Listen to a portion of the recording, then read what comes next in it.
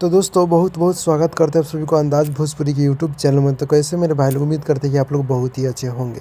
तो दोस्तों सुपरस्टार गायक रमेश रेशमिया जी का एक बहुत ही हाई लेवल का सॉन्ग आप सबके बीच आ रहा है। जी हाँ दोस्तों, बता दूं कि सरस्वती पूजा का सॉन्ग है, काफ़ी बवाल, काफ़ी स्पेशल सॉन्ग है। जी हाँ दोस्तों, 2022 का सबसे सुपर हिट ये सॉन्ग होने जा रहा है सुपरस्टार गायक रमेश रेशमिया जी का। जी हाँ दोस्तों, सिखा दो संगीत गाने का टाइटल है सिखा दो संगीत, जो कि हमारे सुपरस्टार गायक रमेश रेशमिया जी सॉन्ग को गाए हैं और नितेश ठाकुर जी गीत को लिखे हैं।